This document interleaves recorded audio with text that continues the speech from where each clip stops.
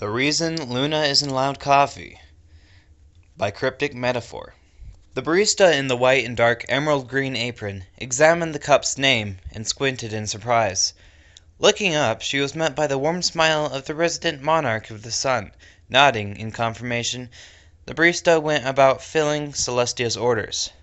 After adding the finishing touches on the small paper mug, she smiled happily as it was placed before the monarch. One tall caramel macchiato with a shot of espresso for one. How do you say that word? Macchiato? She smiled at Celestia. Princess Celestia. Celestia smiled and took the drink. Thank you very much for your excellent service, my little pony.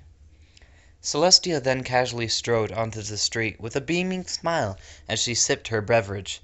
She smiled and hummed happily as the warm elixir slithered down her throat. It warmed her stomach greatly and gave her a slight zing in her step. Each sip brought the same feeling to the now fully awake and content princess. She approached the palace doors and reflected on the previous night's events. For once in a long while, at Luna's insistence, they held a royal kegger party. Only close friends of the royal family and fellow royals received invitations. Twilight, however, had to turn it down due to it being too last moment. The night had been one of much entertainment. Mead bombs, gel shots, and Luna in corset dancing in a most unprofessional manner to a song by Def Leppard. One thing was for sure. The male attendees made it rain, only further encouraging her. Celestia chuckled as she walked into the main hall to see Luna with an ice pack pressed to her head. Good morning, sister. Luna mumbled incoherently as she drank a glass of water with tablets in it. You know, I never knew you were so... She took a sip of her drink as she smirked at her little sister. Flexible. Luna groaned as she rubbed her temples.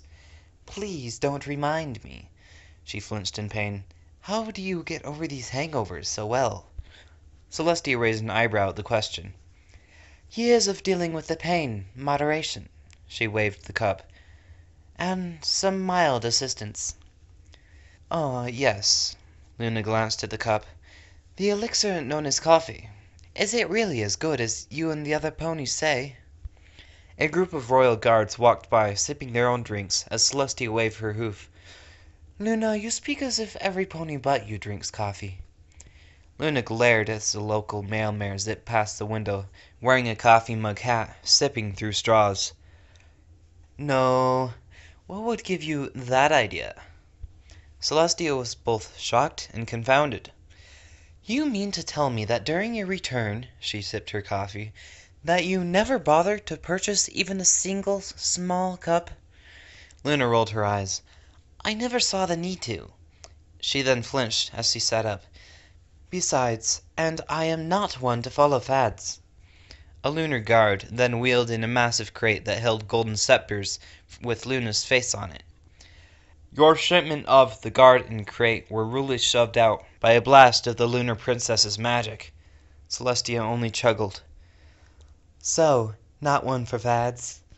Luna pouted as she sipped her fizzy water. Be quiet. Celestia sighed. Why don't you go down and get a cup? She smiled as her sister perked up. I'll cover things here until you get back. Luna glanced over to her sister. Really? Celestia nodded. Just go down the street. There's literally a StarBuck on each corner. Luna squeed and trotted happily from the throne room and out the door. Luna soon found herself in a shop, staring at the mug before her. Within it lay the brew she had ordered, something called espresso. She had liked the sound of it and knew it would be fantastic for her first drink of the substance known as coffee. She sniffed it a few times and raised an eyebrow at it. Her tongue dipped into it and recoiled into her mouth as she puckered her lips slightly in surprise at the flavor. She then steeled herself and downed the whole cup in one gulp. She sat there for a moment, speechless. Then, the drink known as espresso worked its magic. The ends of her hooves tingled as her nerves became active. She trembled slightly at the sensation as it ripped through her being like an oddly pleasant lightning bolt. Her pupils dilated as the patrons watched their princess with bated breath. Would she hate their well-loved beverage? This drink, Luna smiled widely. I like it! She then slammed her hoof down as her heart beat with boosted power. Another! The barista more than happily obliged, but was blissfully unaware of what would transpire. When did she return? Corporal Glimmer cleared his throat. A few hours ago, your highness. Princess Luna requested that she be left alone while she does as she said. They heard the sound of giddy laughter from within Luna's chambers, while he air-quoted, Princess Biz. Celestia shook her head as she dismissed the captain. Opening the door, she stood in a stupefied trance. Scrawled on the walls were words, equations, even star patterns and charts. Luna was writing busily down on a scroll as she zipped from one scrawl to the next, giggling uncontrollably. Celestia stepped forward and glanced down, noticing the remains of various paper cups. Luna turned her head. Sister! Celestia cringed slightly. Luna's mane and tail were messy, and her eyes dilated to the point of her irises being rings of blue around black holes. The grin she wore was equally unsettling, wide and toothy, which bled crazy. I'm so glad you're here. Luna landed and started pacing around, looking at various post-it notes on the lower sections of the walls, speaking in fast forward. Sister, have you had a song stick in your head, and no matter how hard you try to repeat it over and over and over and over and over, she hopped onto a chair and spun around and still ranting, over and over and over and over and over and over again? Celestia levitated one of the cups to her nose and sniffed. Luna, how many cups of... She widened her eyes at what the contents had been. Espresso have you had? Luna smiled her smile. Not sure, last count, but I'm in the low hundreds. Celestia glanced at the scrawling. What is all of this? Luna smooshed her sister's cheeks together as her speaking went back to normal, but maintained its maniac tone. The answer to wife's greatest question. What is the meaning of it all? I'll tell you. Luna flew up to various words. I realized this when I was able to look beyond the regular spectrum to see into the realm of all things. The answer is so simple. I'm sorry, I couldn't resist. She flew down fast and smashed into a pile of loose paper and slowly raised her head out of it, glancing around suspiciously. The Nerpalumps, they know too. They want to steal it from me. She wagged a hoof at the now fearful Celestia. But oh-hoo-hoo, I'm on to them. Luna then slowly picked up a quill and placed it on the table. You see, it's a matter of knowing the right angles.